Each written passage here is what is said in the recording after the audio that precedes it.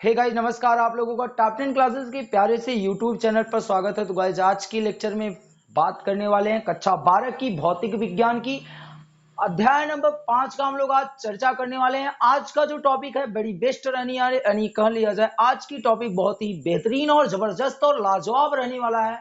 और आज की टॉपिक आपका क्या है कि जब कोई चुंबकीय क्षेत्र होता है उसमें चुंबकीय द्विध्रुव को रखा जाता है तो घुमाने में क्या कार्य करते हैं वो कार्य, और जो कार्य होता है उसके कारण जो ऊर्जा संचित होती है उस ऊर्जा को हम लोग ज्ञात करेंगे। तो कम से कम दोस्तों आज ऊर्जा की टॉपिक पढ़ने वाले हैं, तो इसी ऊर्जा के साथ इसी जुनून के साथ यदि आप चैनल पर नए आए होंगे तो चैनल को सब्सक्राइब जरूर कीजिएगा और बेल आइकन को जरूर प्रेस कर लीजिएगा, जिससे कि जब हम लोग वीडियो को अपलोड करें तो आपको नोटिफिकेशन तुरंत प्राप्त हो जाएगा। एज तो लेक्चर को स्टार्ट करते हैं। लेक्चर को स्टार्ट करने से पहले चैनल पर नए होंगे तो चैनल को सब्सक्राइब जरूर कीजिएगा। तो भाई बात करते हैं कि हमने पहले से बना के रखा है कि ये कोई एक समान चुंबकीय क्षेत्र भी है, कोई एक समान चुंबकीय क्षेत्र भी है और जिसमें कोई n ध्रुव और s ध्रुव वाला एक चुंबकीय द्विध्रुव थीटा कोण पे रखा हुआ है। ऐसे ये मार्कर यदि ये चुंबकीय क्षेत्र में ऐसे रख दिया जाए तो ये मार्कर चुंबकीय द्विध्रुव का काम कर रहा है। इस समय ध्यान से समझना दोस्तों, बात ये है कि किसी चुंबकीय क्षेत्र बी में एक चुंबकीय द्विध्रुव थीटा कोण बनाते हुए रखा हुआ है। क्या इतनी बातें आपको क्लियर हुई? अब ध्यान से समझना दोस्तों, हमने तो पढ़ा है कि जब किसी चुंबकीय द्विध्रुव को किसी चुंबकीय क्षेत्र में रख दिया जाता है, क्या फिर से ध्यान से समझना दोस्तों, कि जब किसी चुंबकीय द्विध्रुव को चुंबकीय क्षेत्र में रख दिया जाता है तो चुंबकीय क्षेत्र उसे अपने दिशा में संरेखित करने का प्रयास करता है। एज एग्जाम्पल देखो गाइस, ये चुंबकीय द्विध्रुव हो गया, ये जो है ये ऐसे करने का प्रयास करेगा। चुंबकीय क्षेत्र इस मार्कर को इस प्रकार करने का प्रयास करेगा तो चुंबकीय द्विध्रुव को संरेखित करने का प्रयास करता है और प्रयास करने में जो कार्य किया जाता है वही कार्य ही इस द्विध्रुव की स्थितिज ऊर्जा कहलाती है। गाइस जो हमने उधर समझाया है वही चीज इधर लिखा गया है, देख लीजिएगा। माना m द्विध्रुव आघूर्ण का एक चुंबकीय द्विध्रुव n और s किसी चुंबकीय क्षेत्र B में थीटा कोण पर स्थित है, एक तरह रख दिया गया। अब इस चुंबकीय द्विध्रुव पे एक बल आघूर्ण कार्य करेगा और बल आघूर्ण के कारण ये जो चुंबकीय द्विध्रुव है संरेखित होने का प्रयास करेगा और तब बल आघूर्ण के द्वारा, बल युग्म के द्वारा जो कार्य किया जाता है वो कार्य स्थितिज ऊर्जा के रूप में संचित हो जाती है। इतनी बात अगर समझ में आई होगा दोस्तों, तो अब आज की जो डेरिवेशन रहने वाली है वो तो एकदम हलवा के जैसा आज की डेरिवेशन समाप्त कर देंगे दोस्तों। तो चलिए हम लोग डेरिवेशन को स्टार्ट करते हैं। सबसे पहले कि आखिर जो कार्य कर रहे हैं वही तो कार्य ऊर्जा के रूप में संचित हो रहा है, तो सबसे पहले हम लोग कार्य निकाल लेते हैं, फिर वही कार्य ऊर्जा के रूप में हो जाएगी। तो ध्यान से समझना। अब हम लिखते हैं, मानते हैं कि माना चुंबकीय द्विध्रुव को सूक्ष्म कोण, एक छोटा सा कोण डी थीटा मान लेते हैं, अल्प सा कोण, अल्प कोण घुमाने में किया गया कार्य। ध्यान से समझिएगा, ध्यान से। सबसे पहले भाई देखिए एक लाइन यहां पर आपने लिखा है, देखिएगा क्या कर रहा है, चुंबकीय द्विध्रुव पर एक बल आघूर्ण लगेगा, एक बल आघूर्ण लगेगा। तो सबसे पहले हम लोग बल आघूर्ण निकालते हैं। तो चुंबकीय, गाइस यहां से डेरिवेशन स्टार्ट होगा, चुंबकीय द्विध्रुव पर लगने वाला बल आघूर्ण। गाइस इससे पिछले वाले लेक्चर में हमने निकाला है कि किसी भी चुंबकीय द्विध्रुव पे जो लगने वाला बल आघूर्ण होता है टाउ इक्वल टू होता है M B sine theta, M B sine theta. Equation number क्या हो गया, फर्स्ट मान सकते हैं गाइस। अब क्या है, इसी बलाघुर के कारण वो चुंबकीय द्विध्रुव घूम रहा है, तो मान लेते हैं चुंबकीय द्विध्रुव को डी थीटा कोण घुमाने में किया गया कार्य। चुंबकीय क्या गाइस, चुंबकीय द्विध्रुव को डी थीटा कोण घुमाने में किया गया कार्य, घुमाने में किया गया कार्य। तो छोटा सा कोण घुमाए हो तो छोटा सा कार्य भी होगा, तो छोटा कार्य डी डब्ल्यू बराबर क्या हो जाएगा, कार्य बराबर होता है बल गुणे विस्थापन। तो यहाँ बल जो है बलाघूर्ण लग रहा है, तो क्या हो जाएगा, टाउ बलाघूर्ण टाउ हो जाएगा गुणे विस्थापन डी थीटा, यानी छोटा सा कोण घुमाए हो, तो ये किया गया कार्य हो गया। तो ध्यान से समझिएगा, टाउ की वैल्यू यदि हम समीकरण 1 से रख दें, तो यहाँ बिल्कुल समीकरण 1 से टाउ का मान रखने पर, गाइस यहाँ समझिएगा, रखने पर तो क्या हो जाएगा, डी डब्ल्यू बराबर टाउ के स्थान पाएगा M B sine theta into D theta. अर्थात छोटा सा कार्य जब इस चुंबकीय द्विध्रुव को हम लोग डी थीटा एक छोटा सा कोण घुमा रहे थे, तब किया गया कार्य कितना था गाइस, तब किया गया जो कार्य था वो कितना था, डी डब्ल्यू बराबर M B sine theta into D theta. अब हम क्या करते हैं, अब इस चुंबकीय द्विध्रुव को मान लेते हैं, ये जो थीटा है, अब एक समय के लिए मानते हैं कि जो ये गाइस ध्यान से समझिएगा, अब इस चुंबकीय द्विध्रुव को हम लोग कुछ घुमाकर ऐसे कर देते हैं, अर्थात ये S हो गया और ये N हो गया। तो अब ये चुंबकीय द्विध्रुव आपका पूर्ण रूप से घूम चुका है, तो जो थीटा है उसे हम यदि एक समय के लिए थीटा 1 मान ले और दूसरा समय क्या मान ले, जितना ये घूमा है उसे थीटा 2 मान ले। क्या मान लेगा, इस ध्यान से समझिएगा, हमने कहा कि जो पहले थीटा स्थिति पे था, अब मानते हैं कि वह थीटा 1 है, और जो है अब हमने घुमाया बलाघूर्ण के कारण वो चुंबकीय द्विध्रुव घूमा, थीटा 2 कोण पे पहुंच गया। तो लिखते हैं अब गाइस क्या लिखते हैं हम लोग, जो है क्या लिखते हैं कि चुंबकीय द्विध्रुव को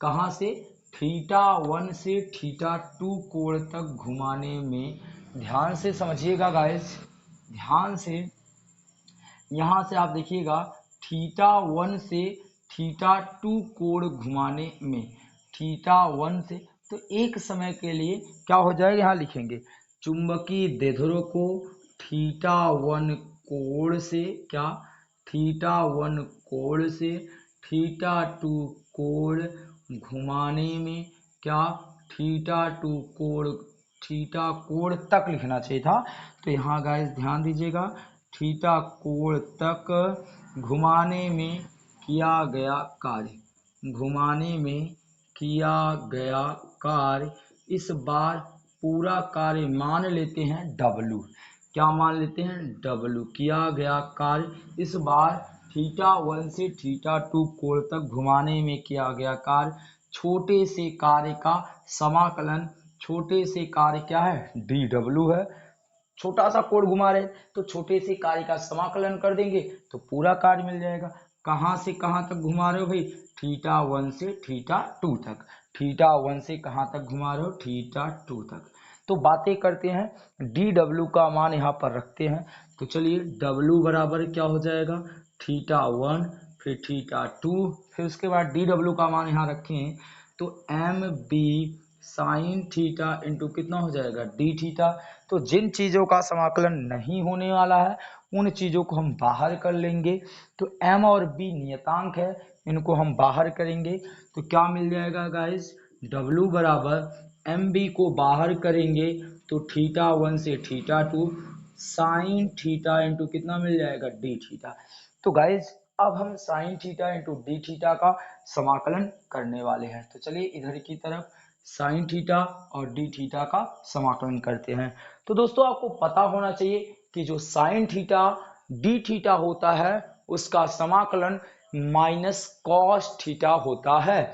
फिर से बात कर ले रहे हैं, इतने चीज का समाकलन माइनस कॉस थीटा होता है, ये आपका सूत्र होता है। तो इसी सूत्र से हम लोग लगा देंगे, तो क्या हो जाएगा, W बराबर एम बी, यहाँ पर साइन थीटा डी थीटा के स्थान पे क्या आ जाएगा गाइस, देखिएगा साइन थीटा डी थीटा के स्थान पे आएगा माइनस कॉस थीटा, ये उसका समाकलन होता है, इतने पूरे का समाकलन, और लिमिट लग गई थीटा 1 से थीटा 2, ये माइनस बाहर निकाल लेते हैं तो मिल जाएगा minus M into B.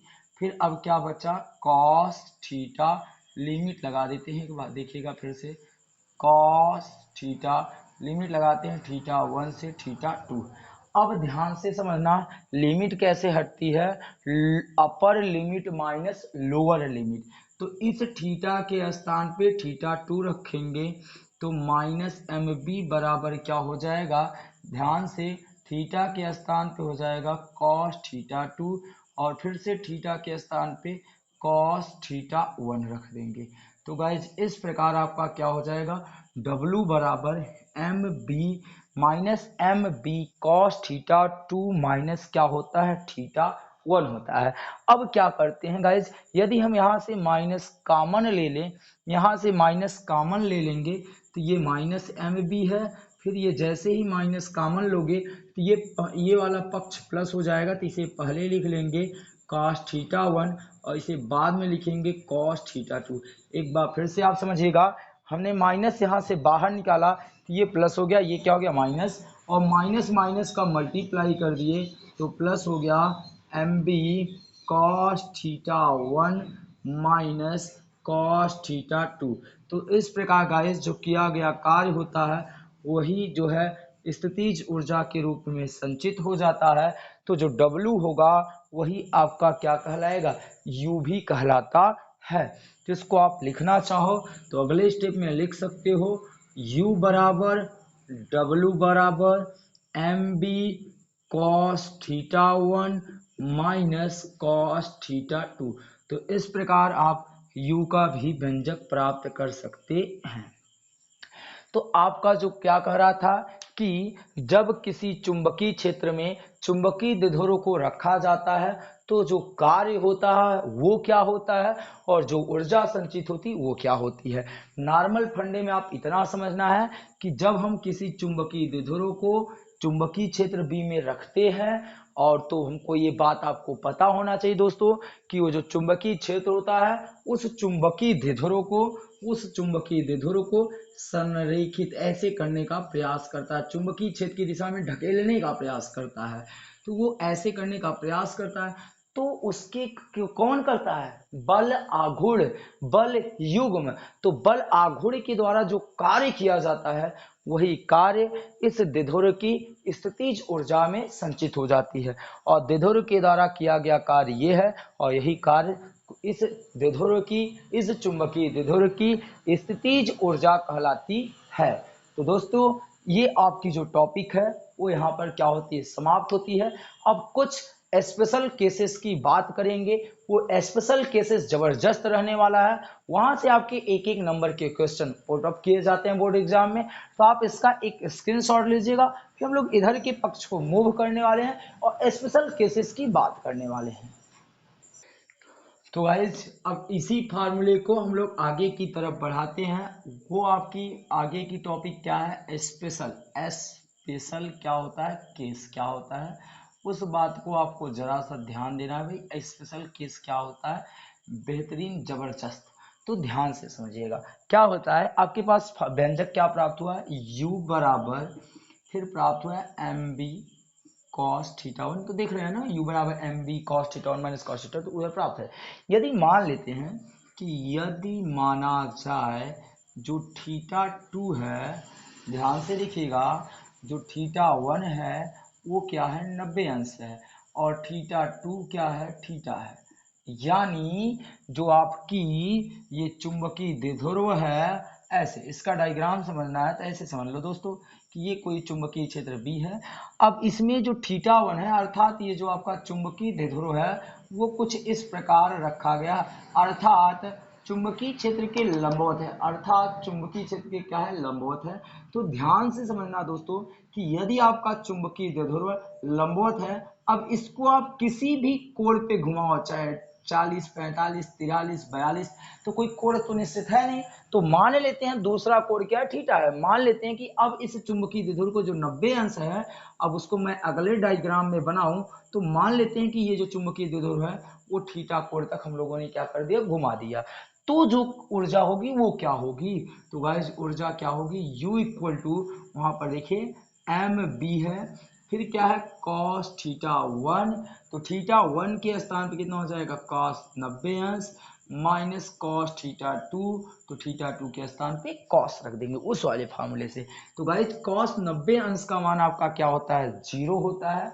cos 90 अंश का मान क्या होता है, 0 होता है। तो आपके पास व्यंजक प्राप्त होगा U इक्वल टू mb, वहां क्या हो जाएगा 0 माइनस cos θ। तो गाइज mb का गुणा कर देंगे तो ये पक्ष 0 होगा, पर इनका गुणा करेंगे तो u इक्वल टू मिलेगा माइनस mb cos θ। तो हम लोग सुविधाजनक के लिए स्थितिज ऊर्जा का व्यंजक यहाँ तक प्राप्त करते हैं। u इक्वल टू क्या होता है, माइनस mb cos θ, अर्थात जब आपकी चुंबकीय द्विध्रुव चुंबकीय क्षेत्र में लंबवत रखा हो, अब लंबवत रखने के बाद आप जितने कोण तक घुमाओगे, जिस कोण पे घुमाओगे उतना आपको कार्य करना पड़ेगा, उतना उसकी स्थितिज ऊर्जा संचित होगी। अब स्पेशल केस यहां से स्टार्ट होता है, फर्स्ट केस।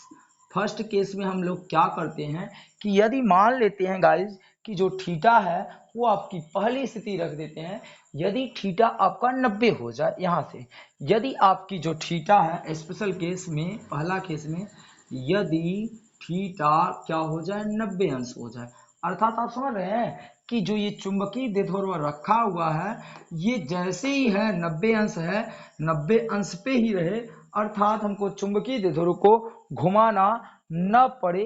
तो क्या होगा दोस्तों, तो ध्यान से समझिएगा, आपको पता है गाइस, तो चलिए ध्यान से समझिएगा, यदि थीटा 90 हो जाए तो जो u होता है क्या होगा, माइनस mb, थीटा के स्थान पे cos 90 रख देंगे दोस्तों, और cos 90 अंश का मान 0 होता है, तो u बराबर क्या हो जाएगा 0, यानी ऊर्जा क्या हो जाएगी 0 के बराबर हो जाएगी।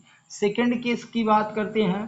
सेकेंड केस क्या होने वाली है, यदि थीटा क्या मान ले, 0 मान ले, यदि थीटा क्या मान ले, 0 मान ले, तो किया गया कार्य क्या, तो ऊर्जा क्या होगी, तो ध्यान से फार्मूले में क्या हो जाएगा, u बराबर माइनस mb, यहाँ थीटा के स्थान पे क्या रख देंगे cos 0 अंश, और cos 0 अंश का मान दोस्तों 1 होता है, यहाँ 1 रख देंगे, u बराबर माइनस mb गुणे 1 होगा, तो u बराबर क्या हो जाएगा माइनस mb होगा। तो जो स्थितिज ऊर्जा होगी वो माइनस mb के क्या हो जाएगा, बराबर हो जाएगा। फर्स्ट केस में थीटा 90 हो गया, सेकंड केस में थीटा 0 हो गया।